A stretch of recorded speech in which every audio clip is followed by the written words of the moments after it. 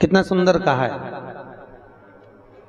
जिस व्यक्ति को ब्लड प्रेशर की बीमारी रहती हो, ऊपर नीचे ब्लड प्रेशर होता रहता हो, तकलीफ भोग रहे हो, बहुत कष्ट में हो, बार बार पसीना आ जाए शरीर पर, कुछ ना करिए, एक लोटा पानी भरो, 7 पत्ती नीम की डाल लो। काय की डालना? नीम, कड़वी नीम, मीठी नीम नहीं, कड़वी नीम। 7 पत्ती नीम की डाल लो और 7 उसमें बेलपत्र डाल लो। जिस व्यक्ति का ब्लड प्रेशर हाई हो, लो हो, उसके कमरे में उसको प्लेट से ढककर रख दीजिए।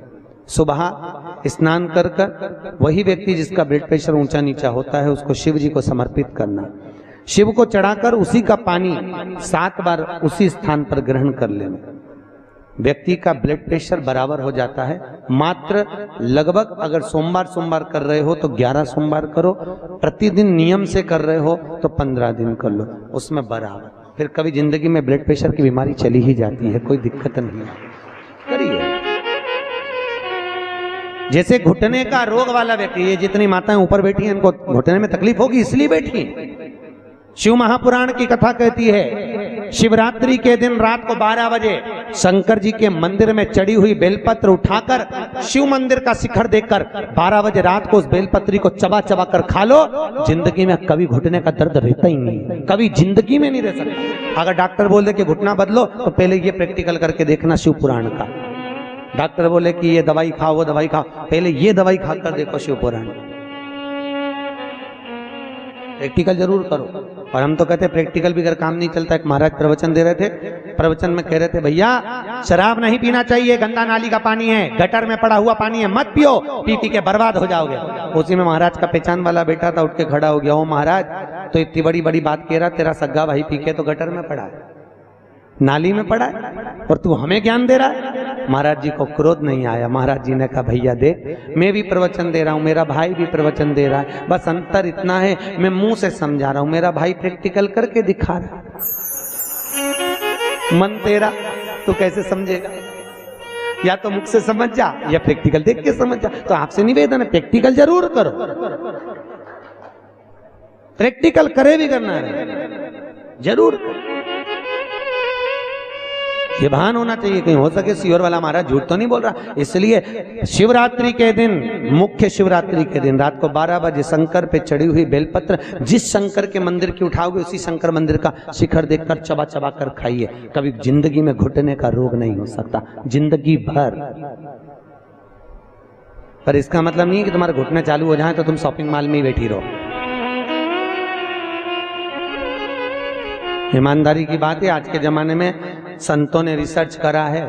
क्या रिसर्च करा? कि जितनी जितनी बूढ़ी बूढ़ी सासें हैं वो तो सब नरक जा रही हैं और बहुएं बेकुंठ जा रही हैं। तो सासों ने सोचा कि भाई हम नरक काय को जा रहे हैं, बहुएं काय को बेकुंठ? बहू तो घर में रहती है और हम तो इतनी कथा भागवत में जाए, हम तो इतनी कथा सुनते हैं, बूढ़ी बूढ़ी माताएं कहती हैं तो हमें बेकुंठ जाना चाहिए, तो बहू क्यों बेकुंठ जा रही है, हम नरक काय को जाए? तो संतों ने रिसर्च करा कि जितनी बूढ़ी बूढ़ी माताएं कथा में जाती हैं इन सबको घर की याद बनी रहती है। मैं फ्रिज में दूध रखी आई, ना जाने क्या कर रही होगी, क्या पता क्या मालूम क्या कर रही होगी, छोरा आया होगा, रोटी बनाई होगी कि नहीं बनाई होगी। और जितनी घर में बहुएं रहती हैं वो, उनसे कोई भी पूछता कि मम्मी कहाँ गई? अरे सालासर भवन में शिव महापुराण की कथा चल रही है, अग्रवाल जी करा रहे हैं। अच्छा, आज कथा का दूसरा दिन है, सीहोर वाला महाराज आया, उसे कथा ही कथा की बात बहू कर रही, और बूढ़ी बूढ़ी अम्मा यहाँ बैठ के दूध और चाय को याद कर रहे। इसलिए भगवान ने कहा तू नरक वो स्वर्ग जा। इसलिए निवेदन है आपसे, मन, चित्त, वृत्ति, बुद्धि सब शिव में लगा कर बैठो। हर हर, अरे हाथ तो उठाओ, दीन बंधु दयालु। अगर तुम हाथ नहीं उठाओगे वो उठा लिया तो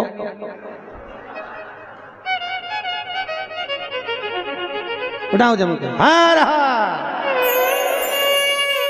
बहुत बढ़िया। अब नहीं उठाएगा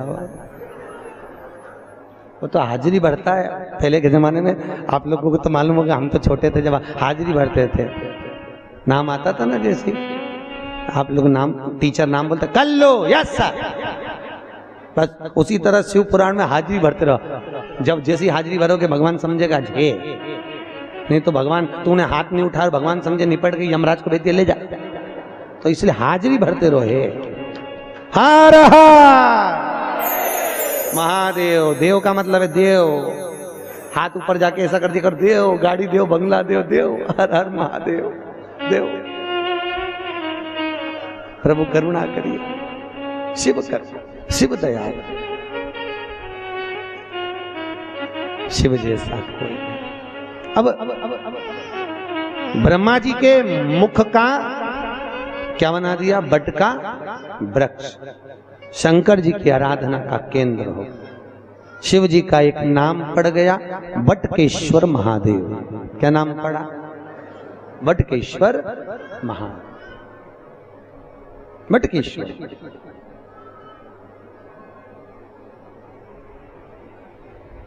बटकेश्वर महादेव, शास्त्र कहता है जिस व्यक्ति को जीवन में कोई चर्म रोग हो गया हो,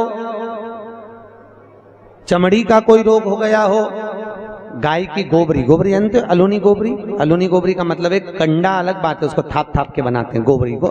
एक होती है गाय ने पोटा करा, पोटा करा वो सूख गया, ऐसे किसी सूखा सुखाया पोटा लेकर आओ, उसको कंडे को जलाओ, जलाकर उसकी राख तैयार करो। राख को सफेद रुमाल में रखकर सोमवार के दिन बिना किसी से बोले शंकर जी के मंदिर में जाकर उस राख को, उस भस्मी को शिव को समर्पित करो। चढ़ाने के बाद उस भस्मी को वापिस उतार लो। उतार कर जब हम स्नान करें 5 दिन लगातार उस भस्मी को पानी में डालकर स्नान करना चालू कर दो, चर्म का सारा रोग समाप्त हो जाता है।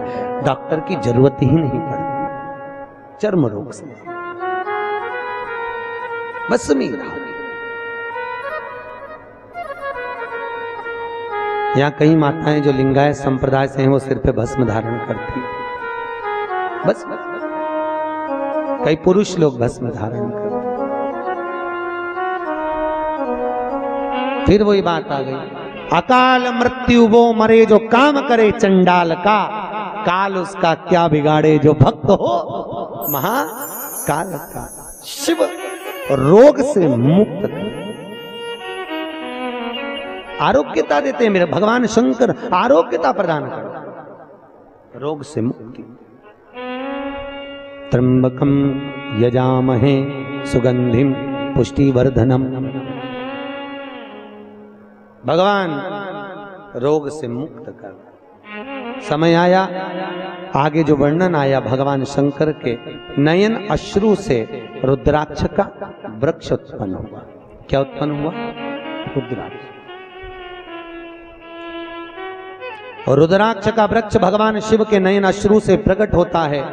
एक मुखी से लेकर 14 मुखी तक रुद्राक्ष होगा। गले में पहनते हैं, आप लोग धारण करते होंगे। कई लोग तुलसी की माला पहनते हैं, कई लोग रुद्राक्ष की माला पहनते हैं। ध्यान दीजिए, ये तुलसी और रुद्राक्ष क्यों पहना जाता है? जैसे घर में जो मंदिर बनाया जाता है घर के अंदर, उसमें शिखर नहीं होना चाहिए। जिसके घर के मंदिर में शिखर होता है उसके घर में कभी जिंदगी में शांति नहीं रह सकती। इसलिए घर के मंदिर में शिखर का मूलता नहीं रहती। ये उसी तरह है जैसे गरुण घंटी।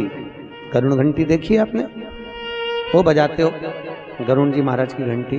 ये घंटी का नाद कहाँ कहाँ करना चाहिए? गरुण घंटी का नाद किया जाता है सबसे पहले भगवान के सम्मुख में, ठीक है। दूसरी जगह गरुण घंटी का नाद करना चाहिए फिर अपने रसोई घर में जहां पर परिंदा भरा है उस स्थान पर, पितरों की शांति के। तीसरी जगह जहां पर अपना लक्ष्मी रखते हो, अलमारी तिजोरी, उसके पास में। चौथा घंटी का नाद करना चाहिए दरवाजे के पास में, दरवाजे के अंदर के भाग में। फिर पांचवा, गरुण घंटी को घर के बाहर, घर से दरवाजा लांग कर बाहर खड़े होकर घंटी का नाद किया जाता है। कहते हैं जो ये 5 जगह पर घंटी का नाद करता है उसके घर में कभी संपदा की कमी नहीं होती। इतना गरुण घंटी के नाद की महत्वता है। और दुनिया के लोग इतने आलसी हैं, बस भगवान की आरती करे तब घंटी बजाए, उसके सिवा धर दे होते। उसको मालूम ही नहीं कि घंटी कितनी जगह बजाना चाहिए, घंटी का नाद क्यों करा जाता है। गरुड़ घंटी को जैसे घर में रखा हुआ शंख अगर खाली है तो हमारे घर में रखा हुआ शंख अगर खाली रहेगा तो लक्ष्मी आएगी और जाएगी, लक्ष्मी टिकेगी नहीं। इसलिए घर में जिसके घर में छोटा सा भी शंख हो तो उसमें कटोरी में रखकर या कोई स्थान पर कलश पे रखकर उसमें पानी भरना चाहिए। अगर शंख में पानी नहीं है तो घर में लक्ष्मी नहीं, शंख कभी खाली नहीं। 33 करोड़ देवी देवता में केवल एक भगवान शंकर हैं जिनके ऊपर शंख का जल नहीं चढ़ता, केवल एक शिव शंकर के ऊपर शंख का जल नहीं चढ़ता, क्योंकि शंकाचूर राक्षस को भगवान शिव ने मारा था और शंकाचूर राक्षस की हड्डी से शंख जाति का निर्माण हुआ था, इसलिए शंख का जल शिव जी पे नहीं चढ़ता। शास्त्र कहता है जो भूल से भी शंख का जल शंकर को समर्पित कर देता है 1000 ब्राह्मण की हत्या के बराबर उसको दोष लग जाता है, इसलिए शंख का जल शंकर को समर्पित नहीं। जिस व्यक्ति को नलियां चौक हो गई हों, डॉक्टर ने बोला बाईपास कराना पड़ेगा, उसको कुछ नहीं करना चाहिए। 7 बेर, बेर जानते हो क्या बोलते हैं यहाँ पर? बेर बोलते हैं। 7 बेर प्रत्येक शिवरात्रि को शंकर जी के ऊपर समर्पित करना चालू कर दो। 7 बेर, जिंदगी में कभी बाईपास कराने की जरूरत नहीं पड़ेगी, केवल 7 बेर। उसमें से 1 बेर 7 बेर चढ़ाओ, 1 बेर उठा के लाओ और वो व्यक्ति को खिला दो जिसको बाईपास के लिए डॉक्टर ने बोला। फिर दूसरी बार चेक करवाना, वो खुद कह देगा कि बाईपास की जरूरत ही नहीं है, नाड़ियां क्लीन है एकदम, अटैक की बीमारी नहीं होती, हार्ट अटैक नहीं आता उस व्यक्ति जिसने प्रत्येक हर महीने की शिवरात्रि पर 7 बेर शिव को समर्पित करना चालू कर दिया, उसको कभी अटैक नहीं आ सकती, हार्ट अटैक की बीमारी नहीं। हमारा शिव दयालु